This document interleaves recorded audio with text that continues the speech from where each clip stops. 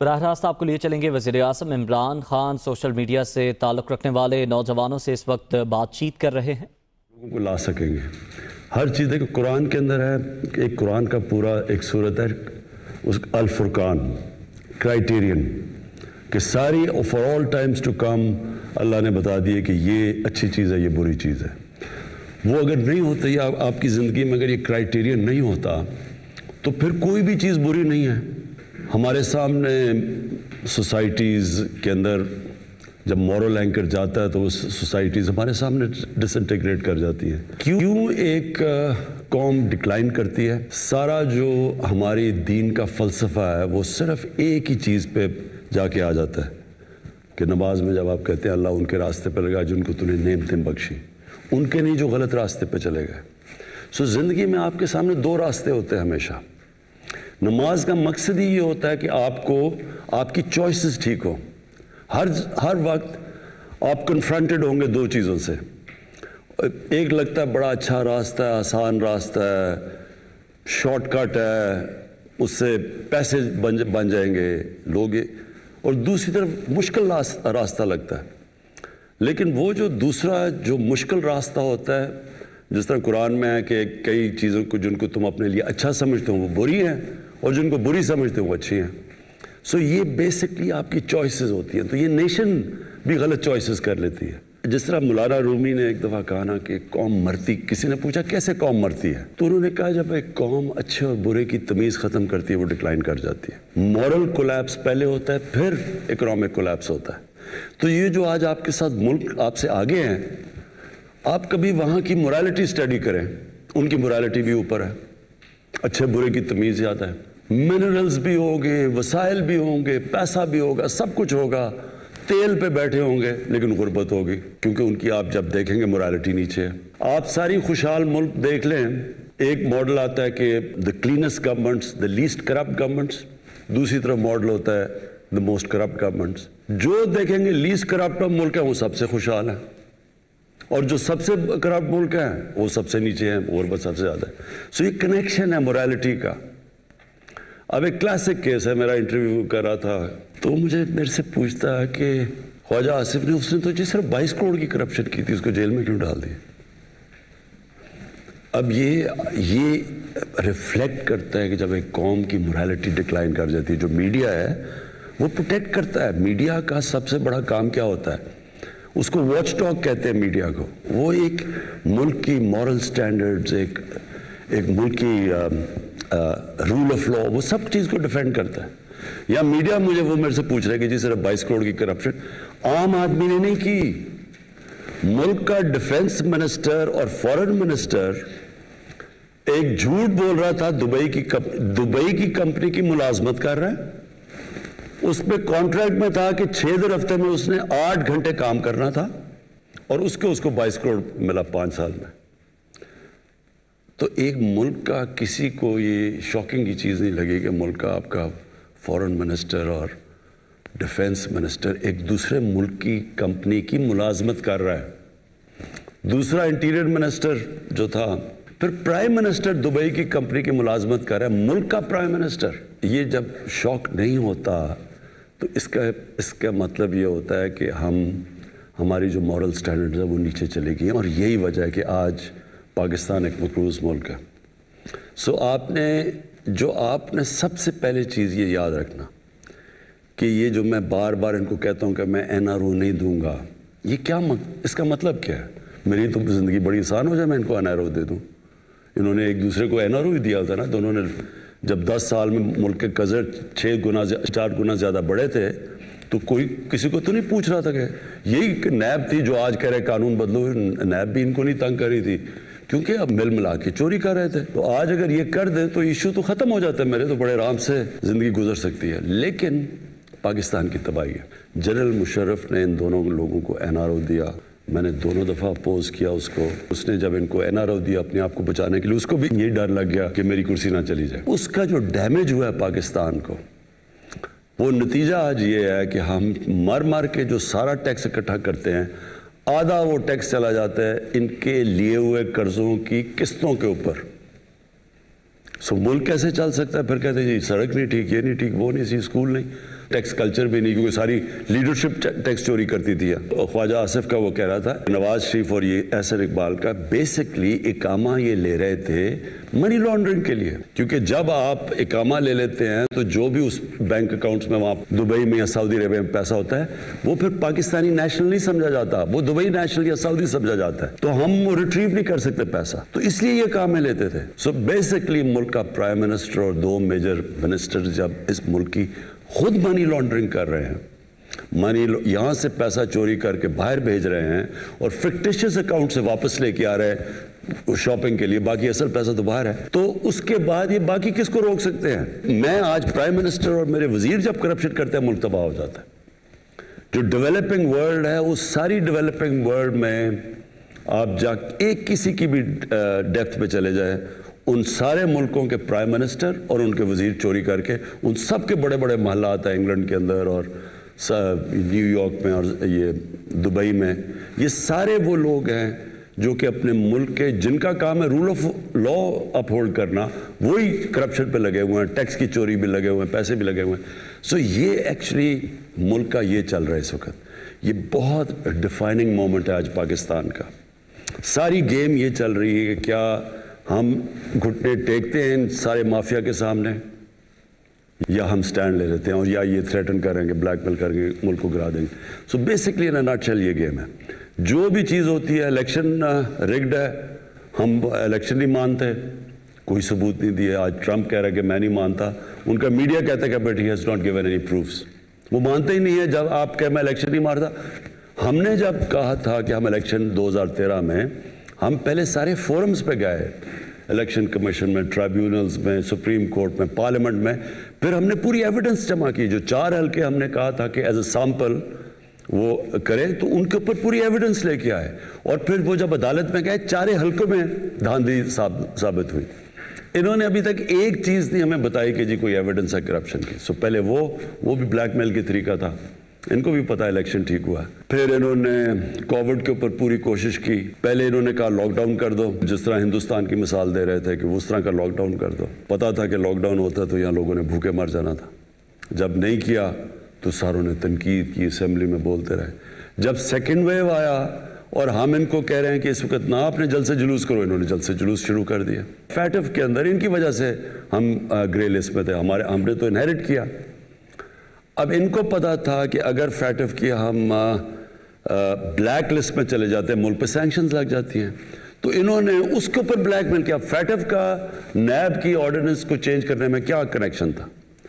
तो फैटफ को इन्होंने इस्तेमाल किया एनआरओ लेने के लिए, ओवर कॉन्फिडेंस में होकर लिख ही दिया कि ये 34 सिक्के चेंज करो 38 में से, तो तब हम फैटफ पे वोट देंगे। इंटरेस्टिंग चीज़ ये है कि इतने बेशरम है। आसिफ जरदारी को नवाज ने जेल में डाला था 2 दफ़ा, हमने नहीं डाला था। सारे केसेस इन दोनों के दौर में एक दूसरे पे बने हुए हैं। इनके ऊपर इंटरनेशनल मीडिया ने इनके ऊपर कवरेज जो इनकी पढ़ के देख लें आप, तो खैर बड़ी इजीली आप गूगल कर सकते हैं कि इनके ऊपर कितनी वो कैपिटल्स अकेलीज हील में इनके ऊपर क्या कहा गया। और वो जो BBC की 2 डॉक्यूमेंट जरदारी और नवाज पे हैं, तो इनकी करप्शन तो इंटरनेशनली डॉक्यूमेंटेड है। उसके बावजूद अब दोनों इकट्ठे हो गए सिर्फ और सिर्फ एक चीज़ के लिए कि प्रेशर डाल रहे हैं। और फजल रहमान 1992 के बाद पावर में से निकला ही नहीं है कभी। वो सारा पहली दफ़ा में हम जिस तरह कहते हैं ना कि असेंबली डीजल के बगैर चल रही है, ये पहली दफ़ा है, क्योंकि 2018 तक तो ये हमेशा पावर में रहा।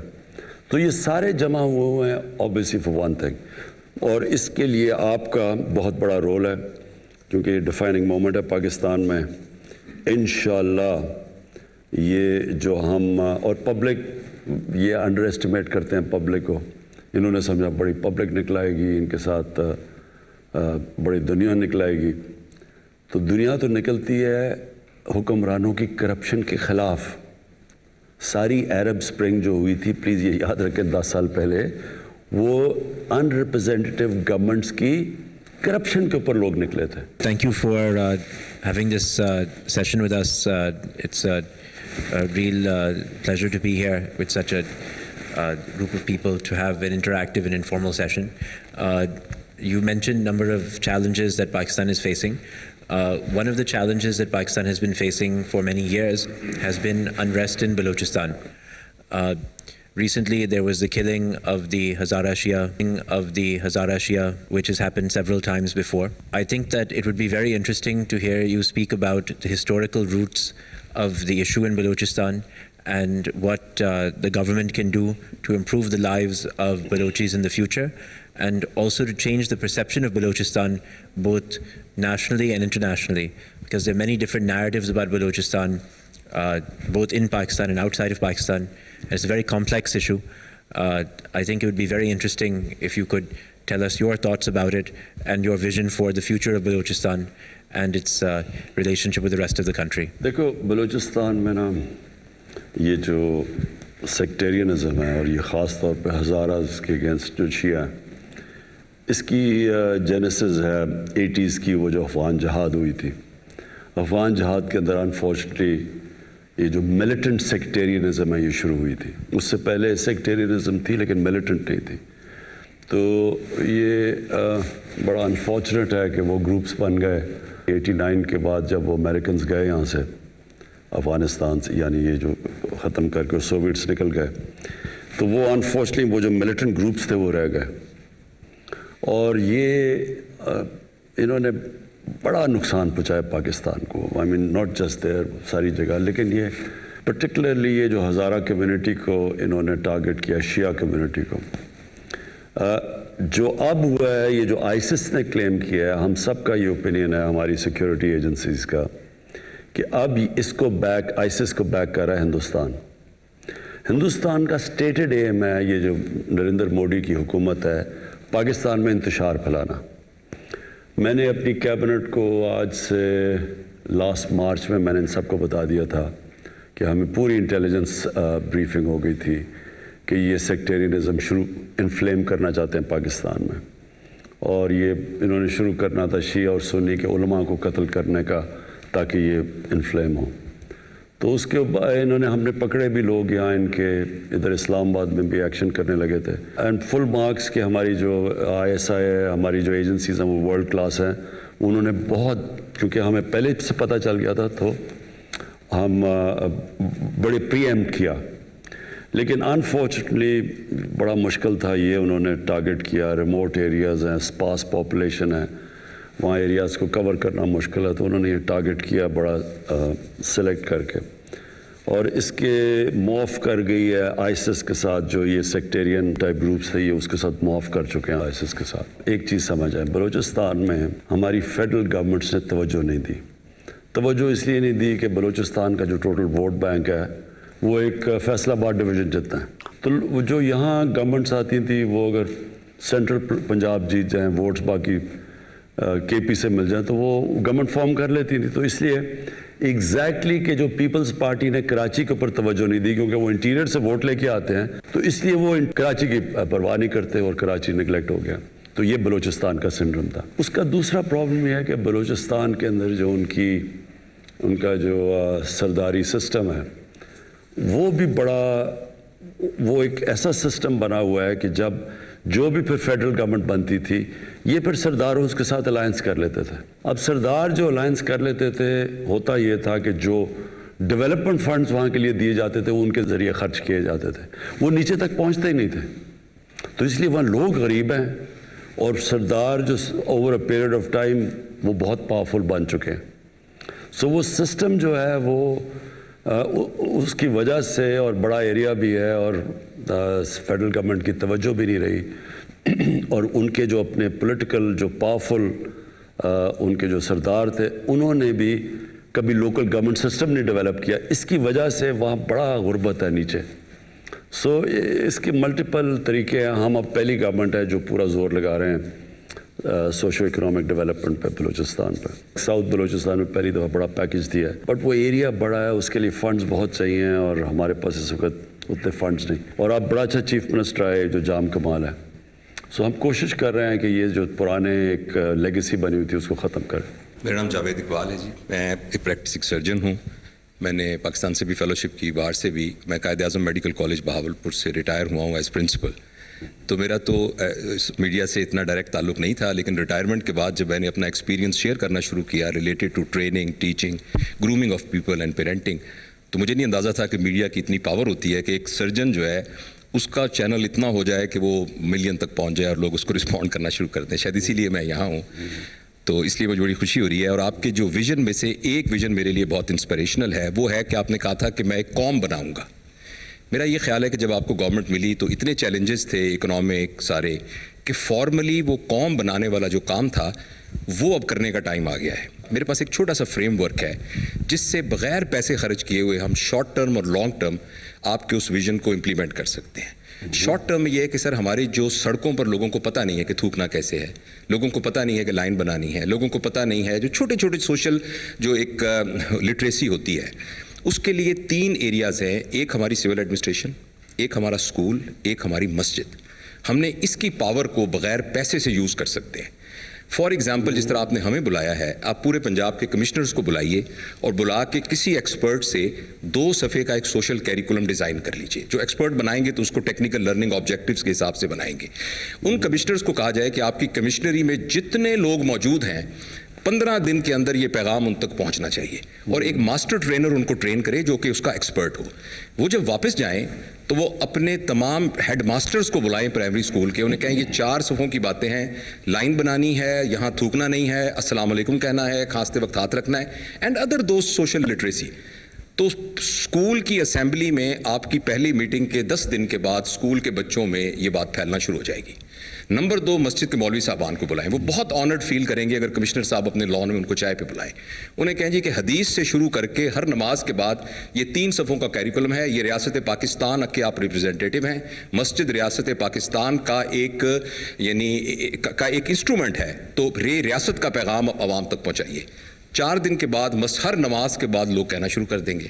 اور تیسرا, سول ایڈمنسٹریشن, جتنی انجمن تاجران سارے وہ جو commissioner, deputy commissioner, assistant commissioner کی پوری ایک ٹرینڈ پڑھے لکھے لوگ موجود ہیں. 15 دن کے اندر پورے پاکستان میں نوائز لیول ہو جائے گا کہ یہ 10 کام ہم نے نہیں کرنے. اور 15 دن کے بعد آپ ٹی وی پہ آ کے آپ یہ کہیں گے ماشاءاللہ, جیسے آپ سنتے ہیں آپ کو کہ آج کوئی پولیٹکس پہ بات نہیں کرنی, آج میں نے یہ 3 ہفتے پہلے ہم نے یہ شروع کیا تھا, آپ کی ریسرچ ٹیم اس کا ایک ڈیٹا نکال کے دے کہ اس کا یہ امپیکٹ ہوا ہے. اور 1 مہینے میں شارٹ ٹرم لوگ کہنے لگ جائیں گے, اوے عمران صاحب نے کہا تھا نا آپ نے لائن بنانی ہے, لائن بناؤ, یہاں تھوکنا نہیں ہے کیونکہ وہ پتہ ہے فلاں بندے نے کہا تھا, اور یہ سارے میڈیا کے دوست اس کے اندر آپ کا ہینڈ بنیں گے. یہ تو ہے سر شارٹ ٹرم. لانگ ٹرم میں عرض کرنا چاہتا ہوں کہ ہمارے ملک کے اندر جو پیرنٹنگ کا ایریا ہے وہ بالکل ڈیفیشینٹ ہے. ایک 18 سال کے لڑکے کی 18 سال کی لڑکی سے شادی ہو جاتی ہے, کو اللہ اولاد دے دیتا ہے, لیکن ان کی پیرنٹنگ نہیں آتی, اور اسی نے آگے جا کے پوری نیشن بننا ہے. تو اس پیرنٹنگ کو کیسے ہم اپنے کیریکولم کے اندر انکلوڈ کریں جس سے جو ہمارے نئے بچے آ رہے ہیں ان کی تربیت ہو سکے. یہ ایک لانگ ٹرم پلان ہے جس پر بہت سارے ہوم ورک ہوئے ہیں. میرے کام کا سر جو سارا میں بھی پریکٹسنگ سرجن ہوں, I am a laparoscopic surgeon, لیکن ریٹائرمنٹ کے بعد اس پر میں نے کافی محنت کی ہے. آپ کی گفتگو میں ہمیشہ ایک ریفرنس ریاست مدینہ کا ہوتا ہے اور سیرت نبی کا ہوتا ہے. میں سر کالج آف فزن سرجن میں لیڈرشپ پڑھاتا ہوں اور سافٹ اسکل پڑھاتا ہوں. میں تمام چیزیں جو بیسیکلی ویسٹ کی ہیں ان کو جب ریلیٹ کرتا ہوں تو وہ اسوہ نبی صلی اللہ علیہ وسلم سے اس کا ریلیشن شپ مل جاتا ہے. جو کہ ویسٹ نے ریسرچ کر کے لی ہے وہ ہمارے پاس پہلے ہی ہمارے بزرگوں کے تحت موجود ہے. تو کسی طریقے سے جیسے آپ کو مبارک بھی سر, ہم سب کو بھی, کہ جو آپ نے سنگر کیریکولم ایڈ کیا ہے وہ 6ٹھی جماعت تک ناظرہ قرآن کا ہے. میری آپ سے یہ ریکویسٹ ہوگی کہ اس کے بہت ساری وائسز اس کے اگینسٹ ہوں گی, لیکن پلیز اس کو امپلیمنٹ کیجئے, جو کہ سارا ہوم ورک شفقت صاحب نے سب نے کیا ہوا ہے. اور قرآن وہ ایک ریفرنس ہے جس کے ذریعے سے وہ تربیت ہو سکتی ہے جو ریاست مدینہ کی تربیت ہے, نبی کریم صلی اللہ علیہ وسلم کے اسوہ سے ریلیٹڈ ہے. ریٹائرمنٹ تو صرف قبر میں ہی ہوتی ہے, اصل ریٹائرمنٹ انسان کو. ہمیں تو جو حدیث ہے کہ آپ علم سیکھتے ہیں جب سے پیدا ہوتے ہیں اور قبر میں جاتے ہیں, تو اٹ مینز علم سیکھنے کا مطلب سٹرگل. آپ سٹرگل کر کے علم سیکھتے ہیں نا, نہیں تو بیٹھے بیٹھے تو علم نہیں آتا. تو بیسکلی انسان کو تو بنایا اللہ نے سٹرگل کے لیے, اور وہ سارا وقت جب تک اپنا ذہن استعمال کرتا ہے اور ذہن استعمال کرتا ہے پروڈکٹیولی, وچ مینس کہ سوسائٹی کا فائدہ کرواتا ہے, تو وہ اصل میں وہ کام کر رہا ہوتا ہے جو کہ جس کے لیے ہمیں اللہ نے پیدا کیا. 2 چیزیں جی. ایک جو سوسائٹی کو, عام لوگوں کو احساس ہو کہ ہم ایک قوم کا حصہ ہیں, یہ جو ریاست ہے یہ ہمارا بھی پرواہ کرتی ہے. پرابلم یہ ہوتا ہے کہ جب چھوٹا سا طبقہ ایک ساری پریولیجز لے جاتا ہے اور باقی لوگوں کو ڈپرائیوڈ ہو جاتے ہیں, وہ قوم بن نہیں سکتی. یہاں جب کوئی آپ تاریخ اٹھا کے دیکھیں جو اوپر سے فتح کرنے آتے تھے اس ملک کو, ہندوستان کو, تو وہ کوئی راستے میں ایک دفعہ وہ وہاں اوپر سے پہاڑوں سے نکلتے تھے, وہ سیدھا پانی پت پہنچتے تھے. راستے میں رکاوٹ نہیں ہوتی تھی کیونکہ وہ قوم نہیں تھی. جو عام جو لوگ تھے ان کے کوئی نہ رائٹس تھے نہ کچھ تھے, فیوڈل سسٹم تھا. تو جو طاقتور تھا وہ سب کچھ تھا, نیچے کچھ نہیں تھا. تو وہ پھر کوئی لڑتا ہی نہیں تھا, کیونکہ آزادی کے لیے لوگ لڑتے ہیں نا. تو جب میرے پاس ہے ہی کچھ نہیں تو میں کیوں لڑوں گا؟ اگر سکھ میرے اوپر حکومت کر رہے ہیں یا مسلمان کر رہے ہیں, مجھے کیا فرق پڑتا ہے؟ مجھے تو کوئی کچھ نہیں دے رہا. سب سے امپورٹنٹ چیز یہ ہے ہمارا جو احساس پروگرام ہے کہ ہم نے اپنے نیچے سے لوگوں کو لفٹ کرنا ہے اوپر. اس کے لیے ایک بڑا میں انشاءاللہ ایمبیشس پروگرام لانچ کر رہا ہوں کہ پاکستان میں کوئی بھوکا نہ سوئے. یہ بڑا ہم آئی ٹی کا پورا استعمال کر رہے ہیں اور پورا ایک پروگرام ڈیولپ کر رہے ہیں کہ کیسے ہم پہلے ہاٹ سپاٹس پاکستان میں دیکھیں, کون سے علاقوں میں لوگ بھوکے ہیں, سارا پہلے ڈیٹا ڈیولپ کریں, پھر ملک کو موبلائز کریں کہ ہم کیسے ان سارے علاقوں میں جو کمزور علاقے ہیں کھانا پہنچائیں. یہ بنیادی ضرورت, لوگ بھوکے نہ سوئیں. اور اس کے بعد ساتھ ساتھ باقی بھی کر رہے ہیں. یہ 1 سنگل کریکولم کے اوپر آ رہے ہیں کہ نچلے لوگوں کو موقع ملے اوپر آنے کا. پھر جو ہیلتھ کارڈ لے کے آ رہے ہیں, یہ ایک انقلاب ہے پاکستان میں. کے پی میں اور پنجاب میں انشاءاللہ بائی اینڈ آف 21 ہر خاندان کے پاس ہیلتھ انشورنس ہوگی.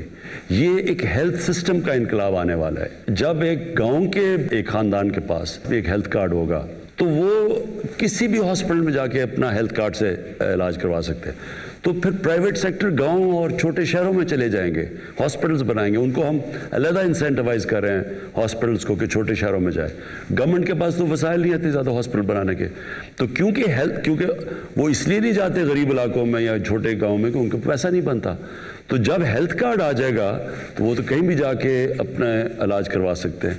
تو یہ ایک بڑا ایمبیشس پروگرام ہے ہمارا, یونیورسل ہیلتھ کوریج کے عام آدمی کو ایک علاج ہو, اور سیکنڈلی پھر کہ ایک پورا ہیلتھ سسٹم بن جائے, ان کے ڈیوٹی فری اکوپمنٹ لا سکیں. پرائیویٹ ہاسپٹلز, اوقاف کی زمین اور ایک ایویکیو ٹرسٹ کی زمین جو پڑی ہوئی ہیں ان ساروں کو ہم ان کو کنسیشن ریٹس پہ ہاسپٹل بنانے کے لیے موقع دیں. تو وہ ایک پورا ایک ہیلتھ ایجوکیشن 1 سلیبس, اس کے بعد یہ جو یہ کھانا, اور پھر جو نیا پاکستان ہاؤسنگ ہے وہ اب لیٹ اس لیے ہوا کہ فورکلوجر لا انفارچونیٹلی عدالت میں پھنسا ہوا تھا. وہ جب تک وہ نہیں آتا گورنمنٹ بینکس لینڈ نہیں کرتے. یہاں تو کوئی کانسیپٹ ہی نہ, کیش ہے تو گھر بناؤ, کیش نہیں ہے تو آپ گھر ہی نہیں بنا سکتے. ایک مزدور بھی انسٹالمنٹس کے اوپر اپنا گھر بنا سکتا ہے. ہماری انشاءاللہ یہ ہاؤسنگ بہت بڑی کیمپین ہے یہ جو اٹھنے والی ہے. فائنلی جو میں آپ کو بات کہتا ہوں کہ دیکھیں, ہر انسان کے لیے کوئی نہ کوئی رول ماڈل ہوتا ہے. جب بڑے ہو رہے ہوتے ہیں, جب اپنے آئیڈیاز ہم کر رہے ہوتے ہیں کہ میں کیا بننا چاہتا ہوں, تو میرے تصور ہوتا ہے کوئی رول ماڈل ہوتا ہے. بٹ ایکچولی جو اچیورز ہوتے ہیں, سپورٹس میں ہوتے ہیں, کہیں بھی دنیا میں بن جاتے ہیں رول ماڈل, پھر ان کو کاپی کرتے ہوئے انیشلی اس طرح دنیا چلتی ہے. اللہ ہمیں کہتا ہے قرآن میں کہ جو ہمیں ہمارا رول ماڈل ہونا چاہیے وہ نبی صلی اللہ علیہ وسلم. وہ کیوں ہیں؟ کیونکہ دنیا کی تاریخ پہ کسی انسان نے وہ اچیو نہ کیا ہے نہ کر سکتا ہے. تو وہ ان کے جو فیسٹس ہیں, ان کی پرسنالٹی کے, جو مدینہ کی ریاست تھی وہ ایکچولی ان کی سنت تھی. انہوں نے وہ جو سیٹ اپ کیا